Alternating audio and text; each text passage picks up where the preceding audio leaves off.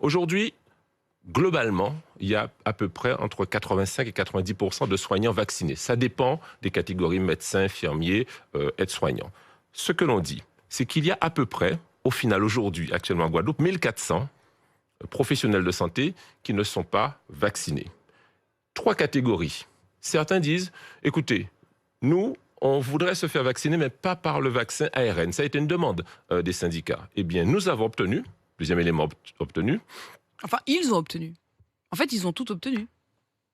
Non, pas tout. Bah, c'est pas tant vous qui avez obtenu, c'est eux qui ont obtenu. Si vous voulez, nous sommes effectivement, vous avez raison, nous sommes des élus et nous sommes des courroies de transmission dans cette colère sociale que vous voyez là. Et notre job, effectivement, c'est de trouver des solutions de déblocage pour notre pays. Donc, pour eux, ils ont obtenu, nous avons obtenu pour eux le fait que ceux qui sont pas soignés, pas vaccinés en tout cas, eh bien, qui voudraient se faire vacciner par un vaccin non ARN, eh bien, qu'ils puissent avoir droit, ça a été acté, un vaccin non ARN. Donc ça, c'est une première chose. Ensuite, il y a ceux qui hésitent encore.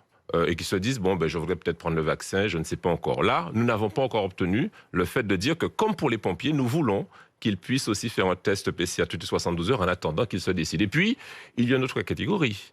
C'est ceux qui ont décidé de toute façon pas se faire vacciner. Alors pour eux, nous avons aussi convenu qu'ils seraient avec eux, avec des discussions catégorie par catégorie, avec des zones de médiation, pourquoi pas issues des ordres, des médecins, des infirmiers et autres, pour discuter avec eux de la possibilité de reclassement, très clairement. Donc, ils ne seront plus soignants, ils feront un autre métier, le temps au moins que la pandémie se calme. Ils feront un métier où ils seront peut-être moins en contact avec le public, s'ils le souhaitent, s'ils ne souhaitent pas se faire vacciner, au cas par cas. Ce qu'on doit retenir, c'est que sur les 1400 personnes, on va étudier les cas par cas pour que personne ne reste sur le carreau.